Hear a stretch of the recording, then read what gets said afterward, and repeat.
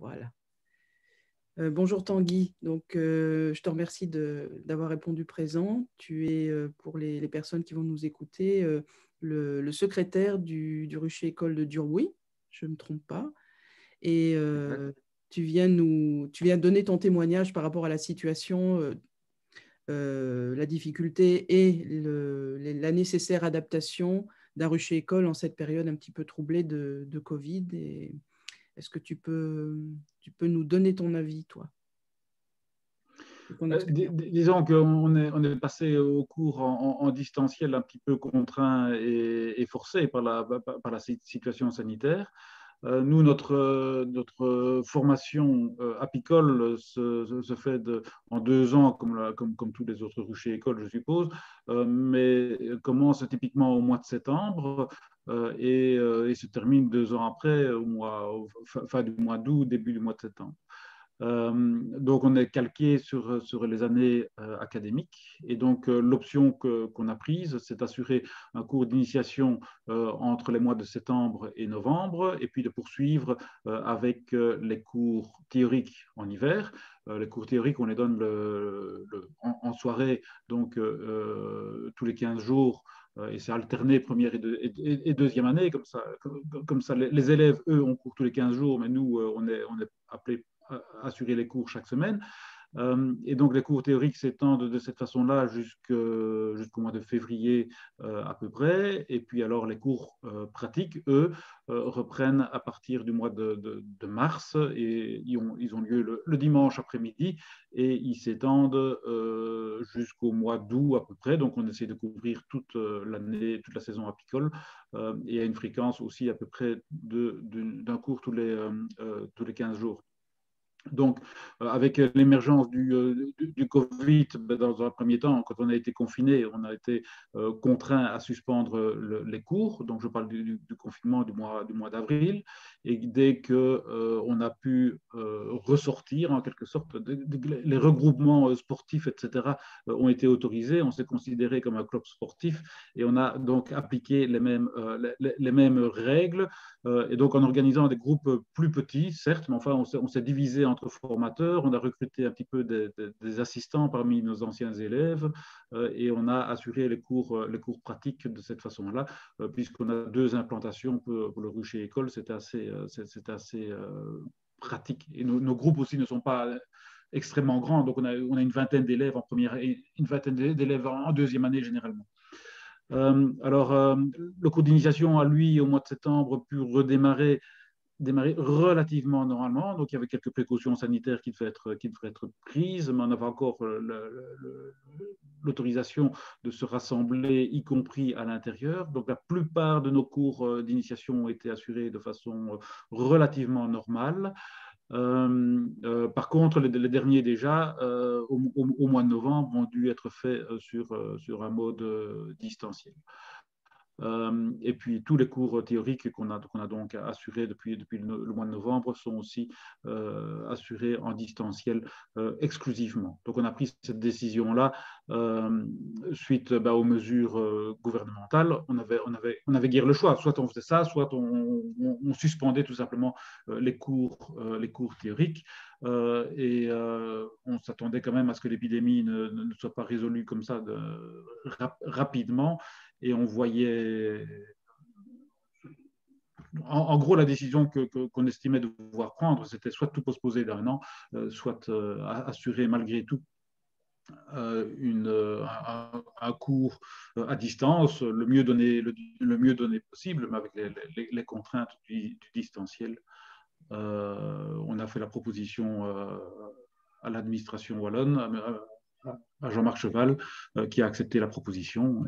Et donc, on fait ça depuis le mois de novembre, effectivement. D'accord. Et alors, par rapport à ce distanciel, quelles ont été vos principales contraintes? Enfin, qu'est-ce que vous avez ressenti le plus lourdement? Euh, le plus lourd, c'est le manque d'interaction avec les élèves. Nous, le format du cours qu'on donne généralement, c'est relativement allez, bon enfant, le cours est structuré. On a des dia PowerPoint qui sont projetés, qui servent de support au cours. Alors, évidemment, on a un discours, on a préparé, on sait ce qu'on doit dire, la matière qui doit être transmise au cours d'une séance de cours. Mais en présentiel, il y a inévitablement des questions, des interrogations que nous, en tant que formateurs, on peut percevoir sur les élèves, et certainement les élèves de première année. On ne connaît pas nécessairement leur niveau. On peut avoir une grande variabilité avec des gens qui sont particulièrement compétents, que ce soit en biologie, en agriculture, en normes sanitaires, à l'AFSCA, hein, si vous avez un boulanger, si vous avez un restaurateur, il y a des tas de potentialités à l'intérieur d'un groupe qu'à distance, on ignore complètement. Et on peut vraiment pas percevoir sur la tête des gens, je dirais, s'ils ont quelque chose à dire, s'ils ont des interrogations, s'ils comprennent pas, s'ils suivent pas, s'ils dorment. À distance, on ne voit rien de tout ça. Et pour moi, c'est une perte sévère. En termes pour le formateur aussi, il faut se rendre compte qu'on parle pendant 1 heure ou deux devant son écran, et on ne voit rien d'autre ou à peu près que la DIA qu'on présente. C'est pas le plus amusant. C'est pas le plus amusant. On le fait en se disant que ça ne va pas durer, mais moi, je ne suis pas disposé à donner cours comme ça de façon systématique. Ça doit être temporaire, et c'est vraiment avec la perspective que l'année prochaine, on peut donner cours normalement. Pour moi, ça, c'est évident. Donc ça, oui, c'est tout à fait évident. Et alors, tu parlais tout à l'heure de la charge de travail supplémentaire que vous avez eue au moment d'organiser les cours pratiques, pardon. Parce que tu as dit que tu avais dû avoir du renfort, etc. Donc, ça correspond quand même à une espèce, on pourrait dire, de charge de travail pour un rucher école. Tu peux l'évaluer, ça? Oui, mais en gros, donc on est trois formateurs. Normalement, 3 formateurs devaient suffire à assurer les cours pratiques vu la taille de nos groupes. Ici, on a dû passer à 4 ou 5. Donc on a recruté. En gros, on a recruté trois assistants parmi nos anciens élèves. Voilà, ils étaient motivés à donner un coup de main, etc. C'est pas institutionnel non plus. Et alors, on les rémunère un petit peu comme bénévoles, mais enfin, voilà, c'est 3 fois rien, je dirais. C'est pas excessif. Au niveau des cours pratiques, ça ne me paraît pas excessif. Mais bon, attention, il faut que les règles maintenant s'assouplissent, parce que les règles actuelles auxquelles nous sommes contraints aujourd'hui ne nous permettent pas de donner un cours pratique. Hein. Pour le moment, on ne peut pas se rassembler à plus de 4 dans l'espace, y compris à l'extérieur. Donc, je ne vois pas bien comment on peut organiser un cours pratique de cette façon-là. L'an passé, je ne sais plus combien c'était, le maximum, c'était 10 ou 15, je ne connais plus les chiffres. Mais donc ça, c'était nettement plus approprié pour nous. Donc j'ose espérer que le gouvernement va quand même relâcher un petit peu la bride sur cette question-là avec l'arrivée du printemps, d'autant plus que franchement, enfin personnellement, je considère que le risque de contamination à l'extérieur est quand même extrêmement faible. Et aussi, quand on est forcément protégé avec nos combinaisons, etc., on n'est pas très très proches les uns des autres, on a des gants, donc je pense que le risque de contamination au cours d'un cours pratique est quand même fort faible, pour autant que les élèves restent à l'extérieur et ne se rassemblent pas dans un local. Alors, pour terminer, est-ce que tu aurais un conseil, si tu veux, à donner à tous les formateurs qui sont un petit peu découragés en ce moment, ou pas? Oui, moi je crois qu'il faut admettre qu'on est dans une situation difficile et que chacun doit peut-être mordre un petit peu sur sa chic et peut-être faire des choses un petit peu désagréables qu'il ne ferait pas dans des conditions normales. Nous, c'est clairement ce qu'on a fait avec notre cours pratique. Euh, donc maintenant, au niveau des solutions techniques, c'est vrai que nous, on était peut-être un petit peu avantagés, puisque bon, moi, j'enseigne un petit peu en supérieur et que donc on procède de la même façon. Et donc, j'ai pu sans trop de difficultés mettre en place un système qui a été adopté sans trop de difficultés par mes collègues formateurs.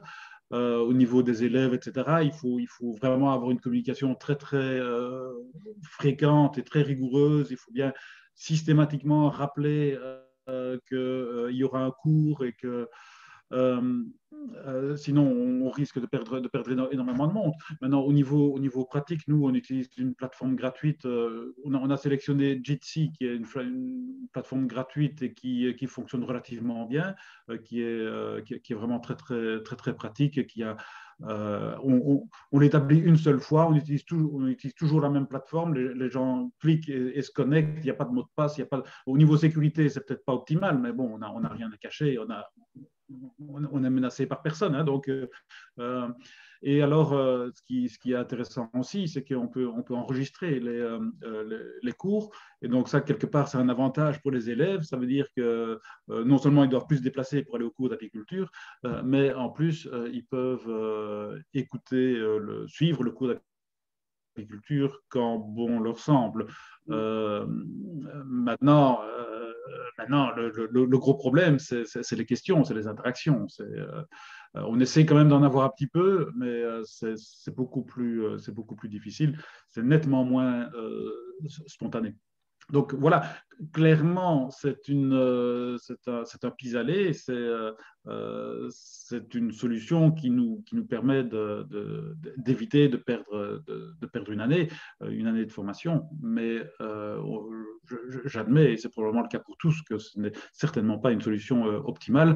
Et quand on aura le choix, quand on aura la possibilité de recommencer le présentiel, on ne travaillera plus de cette façon-là. Pour moi, c'est évident. Et dans l'enseignement supérieur, je pense que c'est la même chose. Pour moi, c'est évident que le présentiel est nettement mieux que le distanciel, c'est clair. Merci beaucoup. Merci pour ton témoignage.